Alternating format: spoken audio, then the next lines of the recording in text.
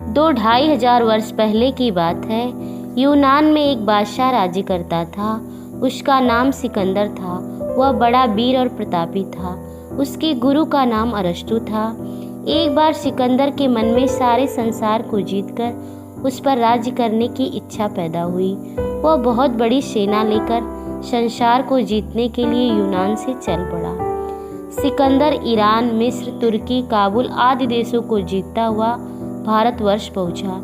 वह उत्तर भारत की सीमाओं के राजाओं को हराता हुआ पंजाब पहुंच गया। पंजाब का सूरवीर राजा पुरु सिकंदर से मोर्चा लेने को तैयार हो गया। सिकंदर की सेना में बहुत उत्साह था। उन्हें अभी तक ऐसा वीर न मिला था। सिकंदर की सेना जहां भी गई वहीं अपनी विजय का झंडा गाड़ दिया। सिकंदर ने पंजाब भी जीत लिया। फिर वह पाटलिपुत्र पर विचार करने लगा।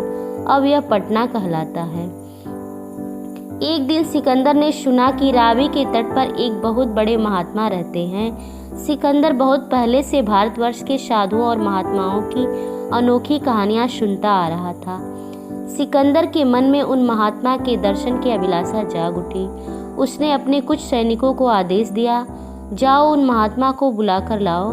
सैनिक महात्मा के पास पहुँचे और सिकंदर का आदेश सुनाया, परंतु महात्मा ने चलने से मना कर दिया।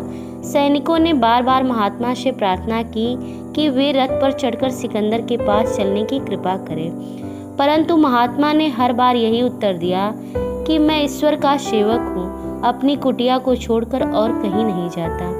सैनिक चुपचाप वापस आ गए। उन्होंने महात्मा की सारी बात सिकंदर को बता दी। महात्मा का उत्तर सुनकर सिकंदर को बहुत क्रोध आया। उसने मन ही मन सोचा, क्यों न यह देखा जाए कि वह साधु त्याग को महत्व देता है या लौकिक सुख और धन को। दूसरे दिन सिकंदर स्वयं महात्मा की कुटी पर जा पहुंचा। शीत के दिन थे और सुबह का समय था। भयंकर जाड़ा पड़ रहा था।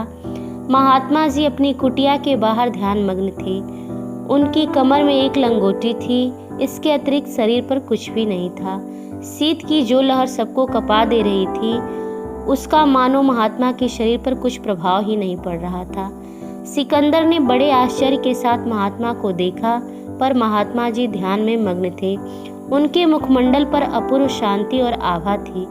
कुछ देर बाद महात्मा जी का ध्यान टूटा। उन्होंने आंखें खोलकर सिकंदर की ओर देखा। सिकंदर ने बड़े आदर से महात्मा को प्रणाम किया। उनके सामने अपने अमूल्य उपहार रख दिए। सिकंदर के उपहारों में रेशमी शाल और हीरे जवाहरात थे। महात्मा जी बड़े ध्यान से सिकंदर के उपहार को देखने लगे। सिकंदर बड़े विनम्र भाव से बोला, यह आपके लिए मेरी भेंट है, दया करके इसे स्वीकार कीजिए। महात्मा ने सिकंदर की ओर देखते हुए उत्तर दिया, पर इन चीज़ों को लेकर मैं क्या करूँगा? अगर इन्हें ही लेना होता तो मैं घर क्यों छोड़ता? अब तो वन के फल, नदी का पानी और कुटी ही मेरा अपना धन है। भूख लगने पर वन के फल फूल खा लेता हूँ और रात को अपनी कुटी में सो जाता हूँ। ये साल, ये हीरे जवाहरात मेरे किस काम आएंगे?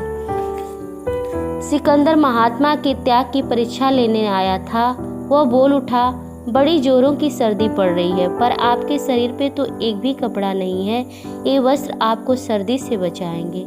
महात्मा जी मुस्कुरा उठे। उन्होंने कहा, आपका सारा शरीर तो गर्म कपड़े से ढका हुआ है, परंतु नाक और आंखें खुली हुई हैं। क्या नाक और आंखें को सर्दी नहीं लग रही है?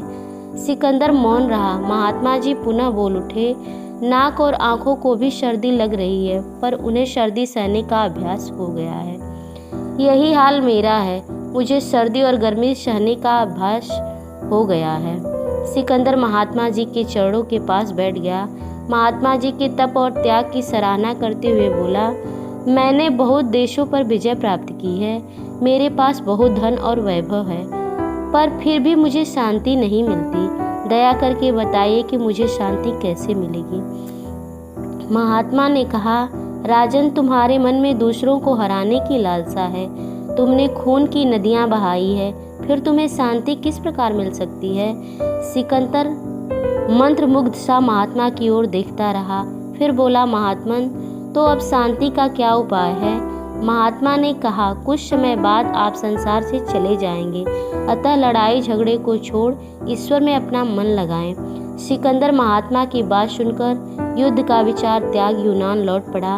मरने से पहले उसने सारा धन लोगों में बांट दिया और बोला, लो देख लो, मैं कुछ भी अपने साथ लेकर नहीं जा रहा हूँ। तो इस कहानी से हमें यह शिक्षा मिलती है कि महात्माओं के प्रभाव से बड़ा अपराधी भी सही मार्ग पर चल पड़ता है।